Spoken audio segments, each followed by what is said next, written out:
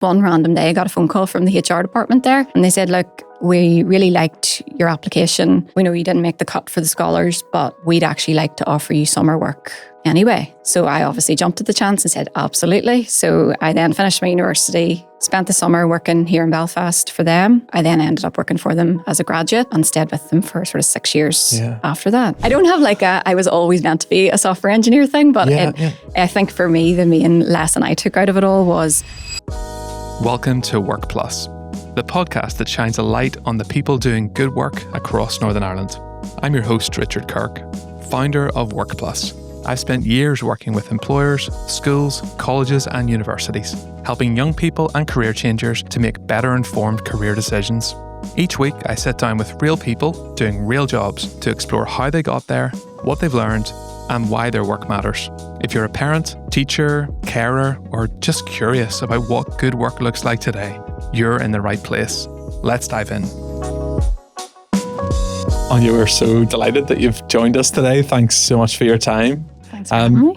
In these conversations, we're really keen to hear a bit about how people have found their way into their current jobs. So for you, principal software engineer, tell us a bit about the journey that you've gone on from school to get to this point, really. Yeah, funny. I was actually thinking about this over the weekend, and I don't think I've actually really thought about it before. It kind of all just happened. I'm from Tyrone originally, so I'm not from Belfast. And I went to a local secondary school in Carrickmore called Dean McGurk College. Not a grammar school, so something I'm very kind of passionate about, secondary education, non-sort of streamed education. And yeah, it was there. I think the lessons I guess I learned there and the people that I met and the teachers that I had were really foundational for, you know, who I have become and who I am. I was always bright at school, but never was like the smartest person in the class.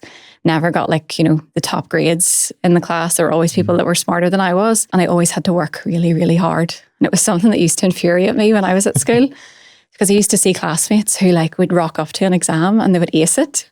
And I'm like, I've spent weeks studying and I'm getting the same mark as you. So yeah, I kind of learned early on that if I wanted to do well, I would have to work hard. And I don't think that's necessarily a bad thing. But at school anyway, I wasn't, always interested in software or IT in general, kind of probably furthest from the opposite of that. My dad worked in the sector and he's a university academic in computer science. So it's always been something that's been around, I guess, but not something I was ever really interested in.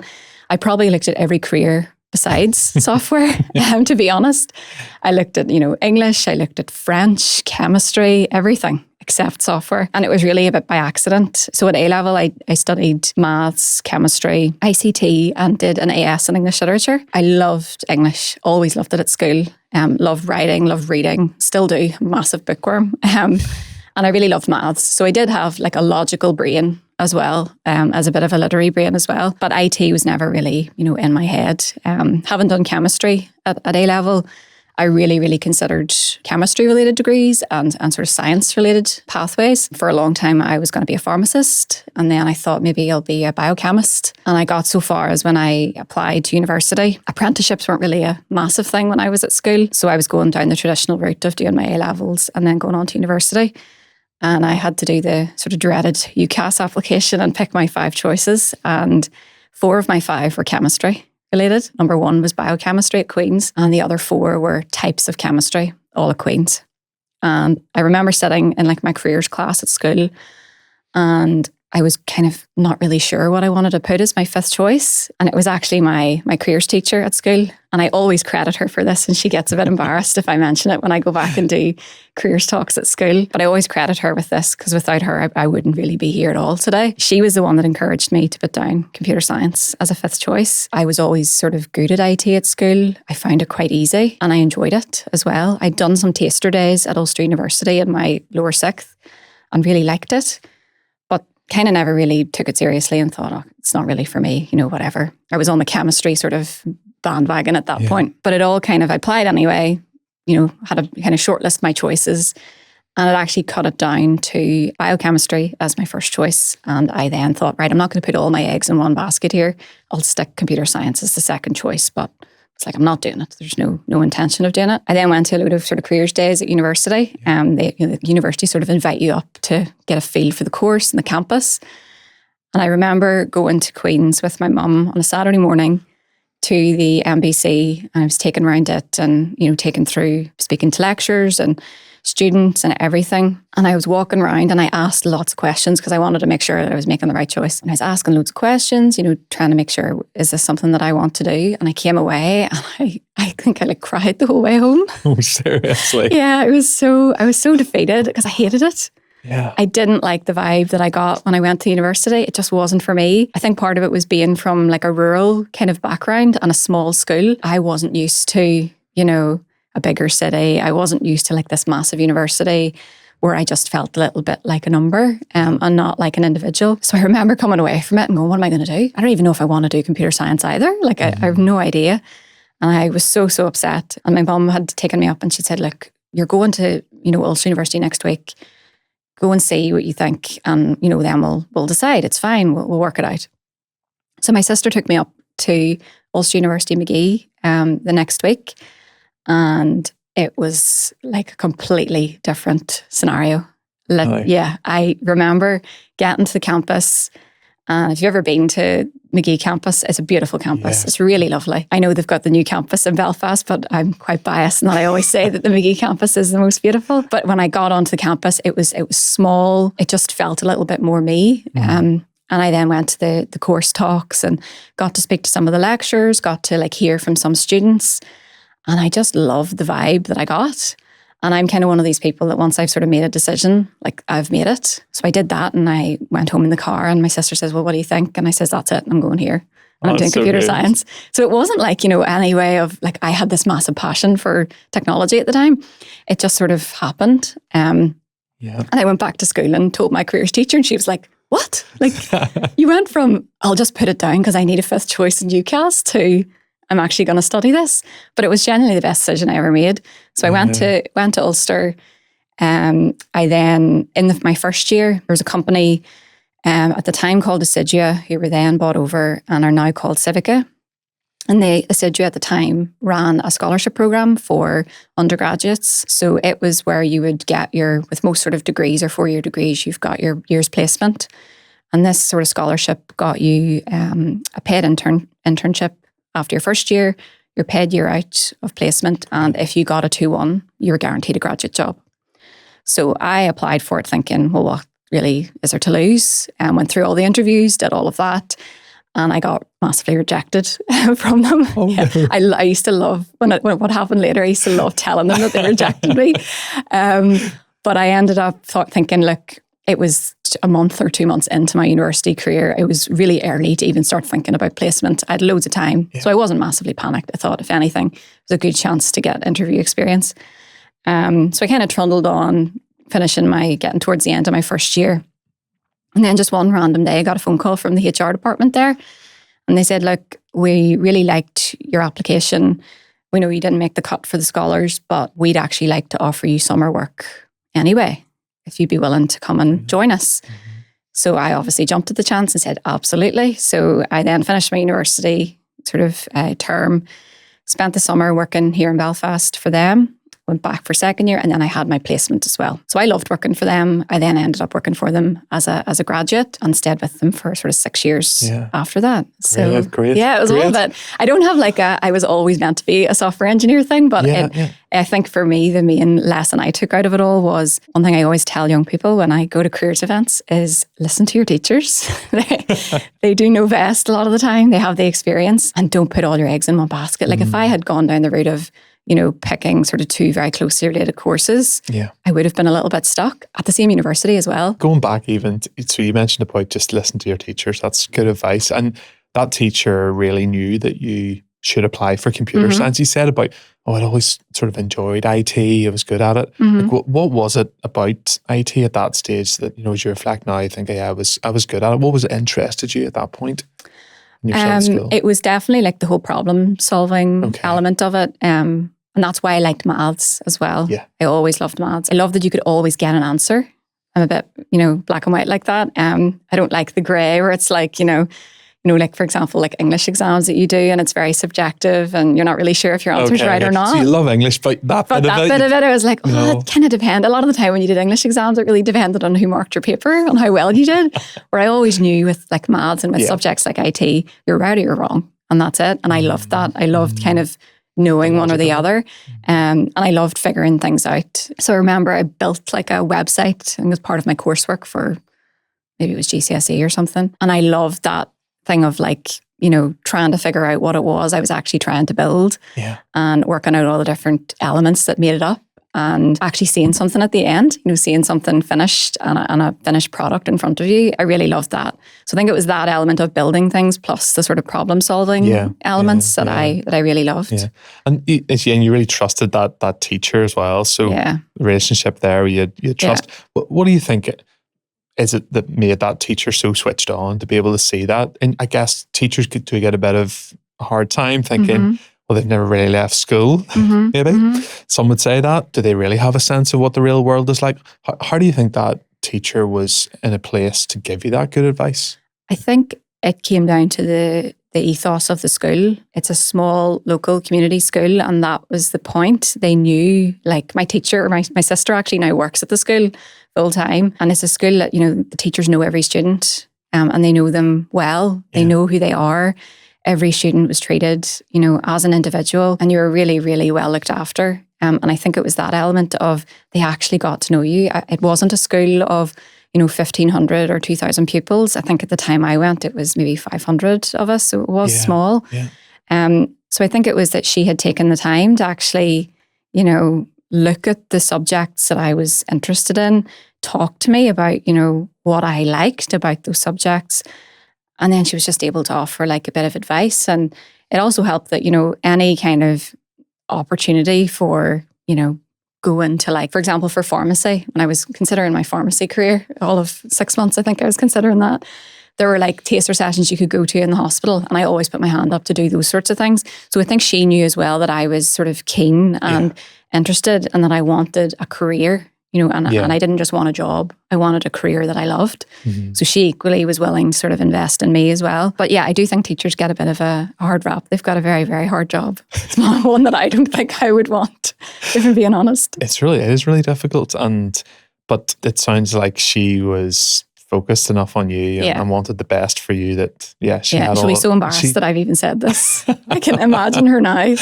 Well, that's a good thing, though. That's a good thing for the rest of us. I know she'll feel a bit embarrassed, but it's lovely that you've got that affection for her and thankful. And I still talk to her today. Like because the school invested so much in me, I am always, going back to the school to do whatever I can, because I know how much I appreciated that and how much it helped me. So, I would go back and do like interview skills day with sort of year 11s. Yeah.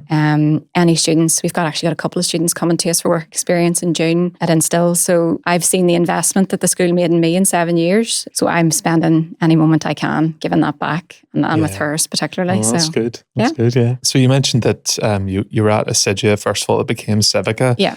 And tell us a bit about what life has been like then working in software, because sometimes the term computer science or software engineering can feel a bit monolithic to folks, I think. But can you maybe kind of break some of the misconceptions there? Like what does it actually look like to work in software? Yeah, well, I guess it varies basically depending on the role and depending on how senior you are. Yeah.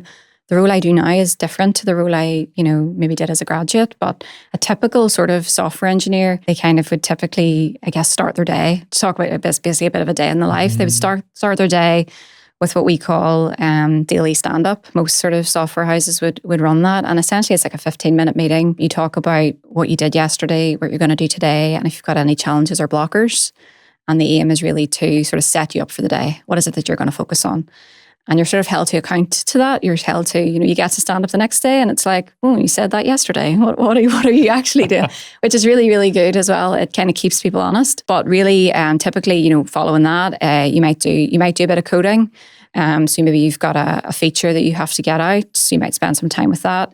The more senior you get, typically the time you get maybe to spend independently coding reduces because your time, I guess, is spent coaching more junior engineers. You might have to attend some meetings to talk about, roadmap for a client, like what is it that they're trying to achieve and what are the things we're going to achieve over the next number of months. So it's a bit more strategic. But generally that would be a bit of work. For me at the minute, I am working with a US client. So we typically have a lot of sort of time with them and the US people in the afternoon due to the time difference. So yeah, it's varied, and no one day really is ever the same. And that's really what I love about it.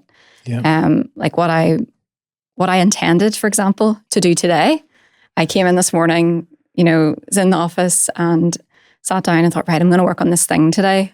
And before I came here, I had my 10 o'clock stand up, and one of the team members is like, with this other thing that I need to do, and I'm a bit stuck on it. And I'm like, okay, well, that's the day derailed. What I intended to do today is not going to happen. My focus will be on them and helping them achieve what it is they need to achieve. So I like that. And I like the kind of fact that you're always sort of kept on your toes, that things can just change at the drop of a hat, like what it is you're doing. I would be a bit bored, I think, otherwise. So, yeah. And have you always been interested in getting alongside others and coaching and mentoring? You mentioned that your colleague that you're going to be working alongside today. So where did that all come from for you? Or is that something you've learned? I think I've always been interested in sort of teaching and that sort of element. My family are all teachers, so that's also why I'm a bit defensive of teachers, because I really understand firsthand. But so your dad's a lecturer. My dad's a lecturer. Okay. My two sisters are teachers. So yeah, and I've got aunts, and my grandmother was a primary school teacher as well. So it's very much in the family, that area of teaching.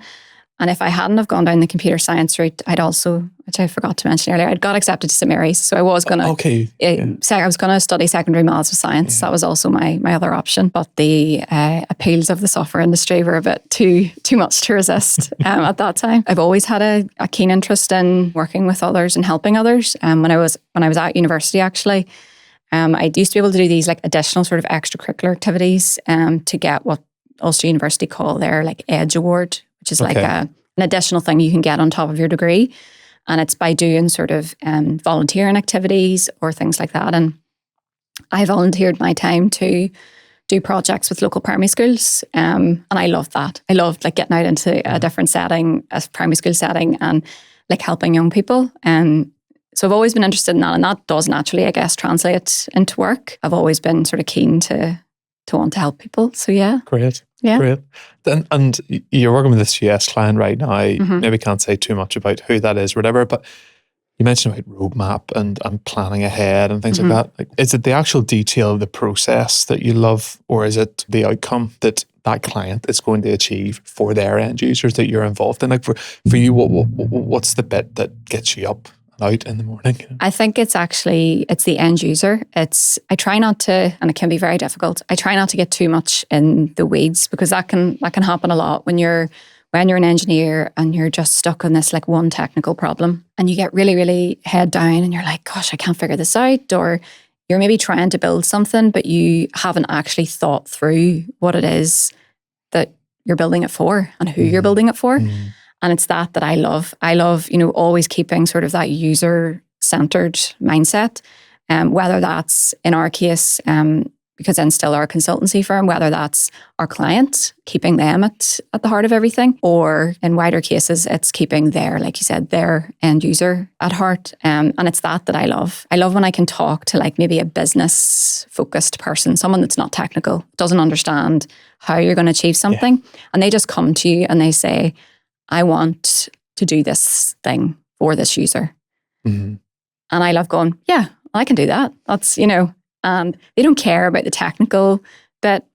They don't care how you achieve it. They just care that it's achieved. And I love that. And I always it can be difficult sometimes, like I said, to keep that focus. And lots of engineers struggle with that. But that's how I sort of keep myself, I guess, motivated and going. Because sometimes you can get stuck with, something really, really challenging. And you have to kind of pull back and remind yourself, okay, who's this actually for? Is this problem really worth getting myself really annoyed and worked up about? Is it actually going to matter in the grand scheme of things? Probably not. So yeah, I would say that's what I love most. No, that's good. It's good to hear. And you mentioned there as well about just the family has been very much involved in education. And if you hadn't been doing this, you might have ended up becoming a teacher. And you're involved now with Software NI, which is the collective of software companies in Northern Ireland pulling their efforts to try and do things that maybe they couldn't do individually. And you're leading on a particular facet of that work, which is schools group. So how did that all come about for you? It feels like a very natural step from everything that we've talked about now that we've had this conversation, but tell us a bit about how that came about and why you're involved in that. Yeah, so I actually was involved a number of years ago, back when sort of Software and I, or the Software Alliance as it was at the time, was founded. I was working for Civica at the time, and my managing director knew that I was really interested in this. I'd spent a lot of time at Civica building sort of an outreach program with schools. We'd done a lot of work with schools. I'd set up NI Digital Awareness Week. We'd run that a number of years, and it was all really successful, and he knew how passionate I was about it. So when it was being founded, they knew that they wanted to do something around schools, and I was invited along. And that's actually how I met Tara Simpson, who's my current CEO.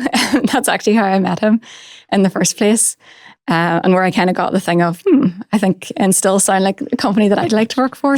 But I got involved then initially, and then various kind of circumstances fell out of the way of it for a little bit. And then when I joined Instil, Tara knew that it was something I was really passionate about, and he's on the board of Software and I.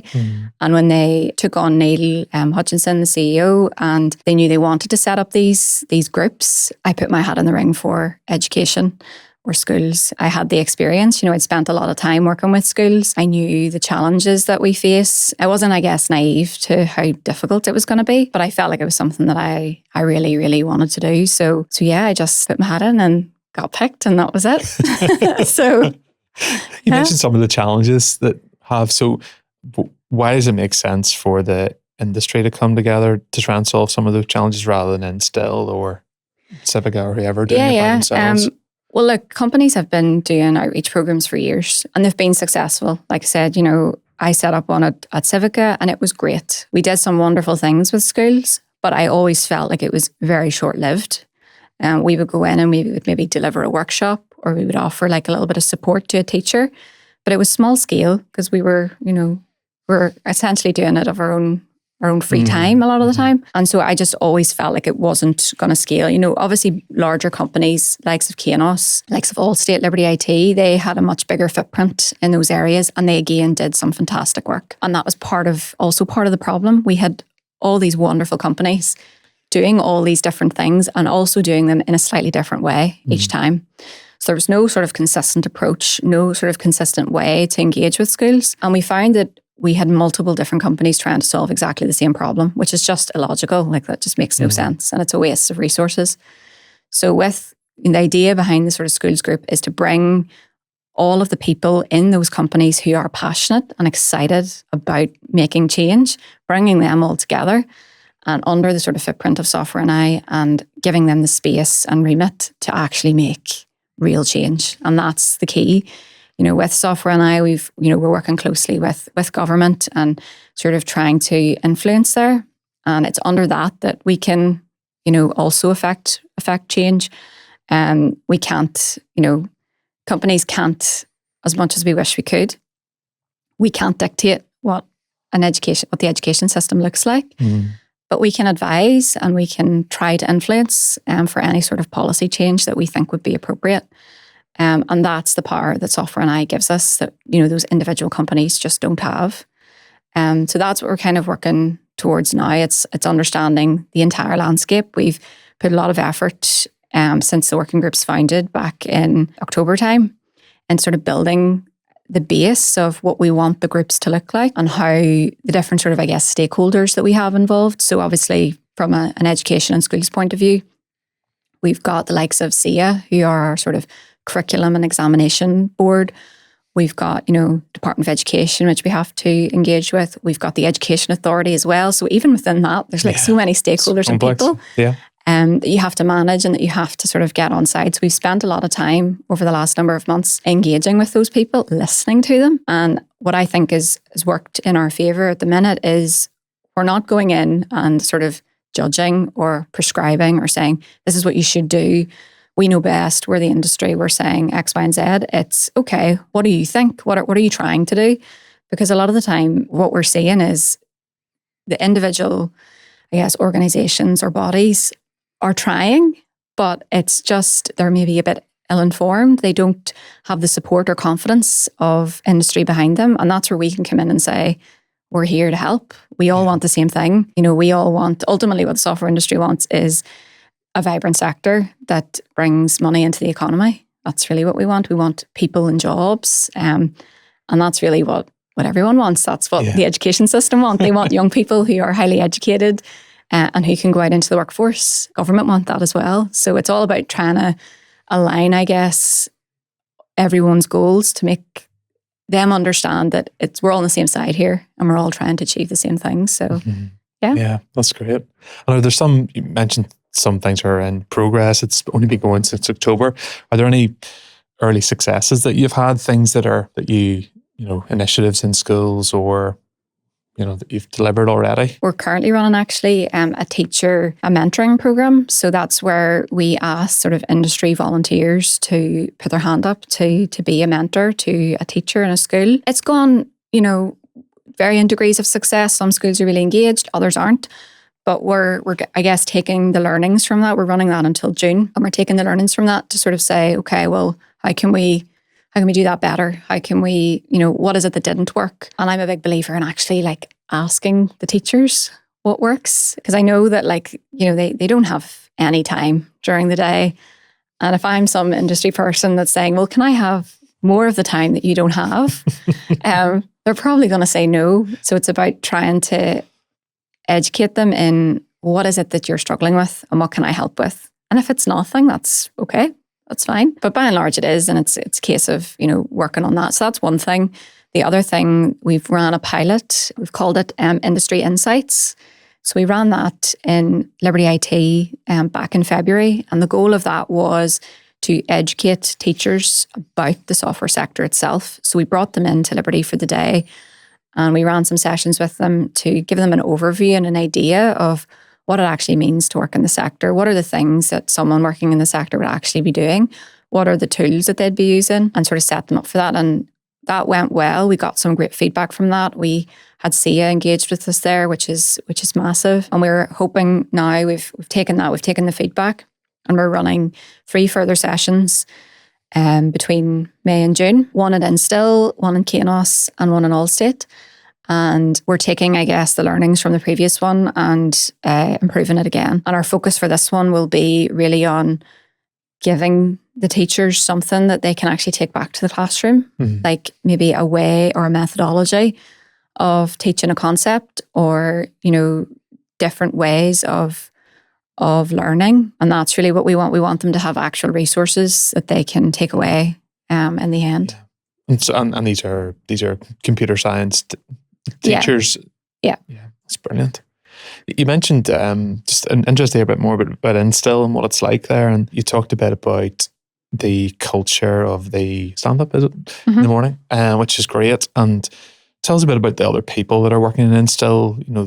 Are there apprentices there, graduates? What's the sort of mix of people that are working there currently? At the minute, we actually would have quite a junior workforce. So we have in the past taken in quite a few apprentices, and that's something that's, I guess, been important to sort of senior leadership at Instil to, I guess, invest in early talent. And we've seen real success with them. Our apprentices, I'm in awe of them most of the time. Some of them have, maybe are in their first year of their apprenticeship, and I'm like, how do you know so much? What age are they going to be there first year? Some of them would be 18 or 19. Right, okay. I'm just, I'm flabbergasted at times that they understand the things that they do. Generally, what we find is, though, apprentices are immensely passionate about the industry. They're the people who've maybe been spending time on their own at the weekend, coding. They've maybe taught themselves how to code.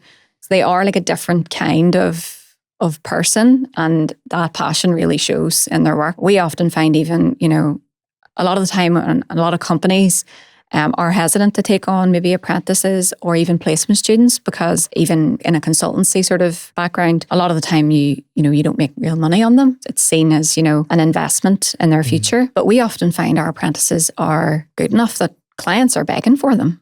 Really? Which is crazy. And I think it's fantastic. So good. They're that good. And I think that what comes down to that is the culture that Instil has sort of created. I joined Instil, like I mentioned before. I met Tara through Software and I had 1 or 2 conversations with them. At the time, I hadn't even thought I was going to move jobs. And it wasn't for like another 18 months that I did leave. But I had a couple of conversations with Tara and I thought, this guy's really passionate. And I know you've met Tara, and he's so passionate about software, so passionate about the industry and passionate about building things right and building the right thing, as we like to say. And I remember coming away from conversations I had with him thinking, if I ever need a job, I think that's a company that I'd love. And then still for a long time I had a reputation of being, a difficult company to get a job with. And I remember at the time when I was considering moving, one of my reasons for moving was that I didn't feel overly challenged in the role. I felt that I had learned absolutely everything I could. I'd got lots out of it. I'd worked with some amazing people, but I just felt I'd reached, the end of the road, and I didn't want to be like the smartest person in the room. And I felt at times that I was, and I didn't like that. I wanted to be surrounded by people that were smarter than I was, because I thought that's the only way I learn, is if there are 10 people in the room who know a lot more than I do. And I, from listening and hearing what Instil were doing, I knew that was the case.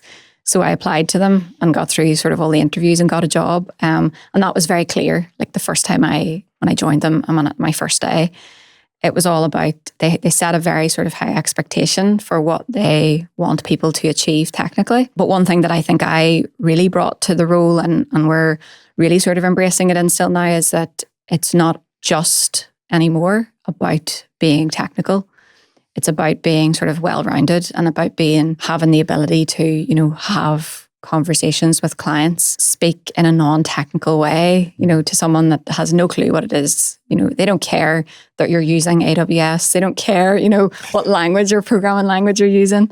They just care, does the thing that they've asked you to build work? And that's something that I'm really passionate about in Instil at the minute, and that we're really trying to encourage people in. But one thing for me, and that really translates to our apprentices, is that, thirst for knowledge and thirst for learning, and everybody wants to be better. Everybody always wants to learn the new thing. They want to jump on the latest technologies and they want to try them out. And we're given, I guess, the freedom and space to do that, which I think is wonderful. Oh, that's good. That's good. I know, like, even thinking back to you in Magee and wanting to get that scholarship with Assiduous as it was at the time, looking back now, do you think you would have done an apprenticeship had it been an option for you on the table? Yeah, I say this to everyone. Anytime when I go to careers events, apprenticeships are like the number one thing I'll encourage. So I would step that back and say, apprenticeships are not for everyone. And I know that, but I think I had the right mentality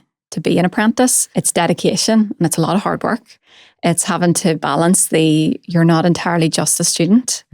So you can't maybe have the full-on, hardcore student lifestyle that a lot of students love. You realise that you have to get up for work the next day. But I certainly had the discipline and dedication at university to do that. So I definitely, if it was an option, I definitely would have done one. Yeah. So I'm devastated that I wasn't born 10 years later that I could have done an apprenticeship. Oh, well, you've done brilliant things in the last 10 years, Áine. But for you, looking ahead, Instil seems like a great place to be right now.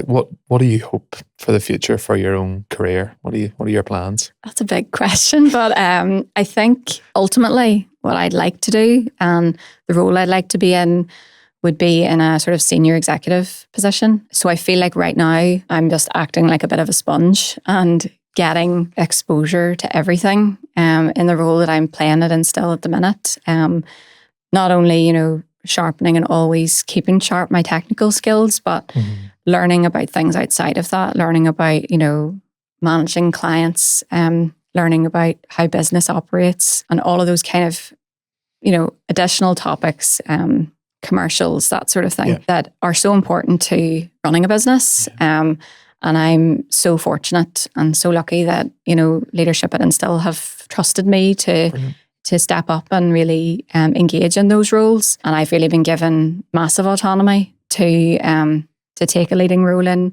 one of our clients. So at the minute, I'm just sort of trying to learn everything I can, and I guess have a series of building blocks now that will allow me and sort of propel me to have the experience to take on those kind of more senior roles in future. That's great. That's great. And as we wrap up our conversation, always interested to know what people think is so good about work. So for you? For me, it's like I said before, it's the variety. I would be so bored if I did the same thing every day for 30 years or 35 years, because that's how long, or potentially longer, that's how long you're going to be working. So I love that every day is different. I love, for example, that I, came in, like I said before, to work today, had an intention of what I was going to do.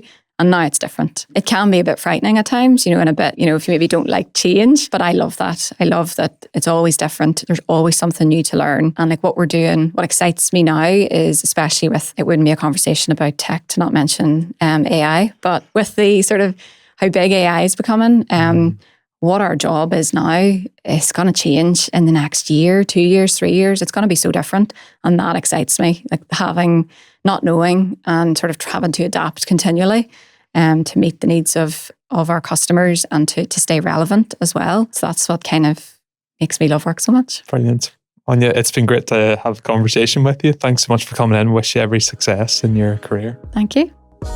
Thanks for tuning in to Workplus. If today's story gave you fresh perspective or helped you rethink what's possible, leave us a review on your favourite podcast platform or hit like and subscribe. It really does make a big difference. For more stories, resources, and tools to help guide the next generation, visit workplus.app. Until next time.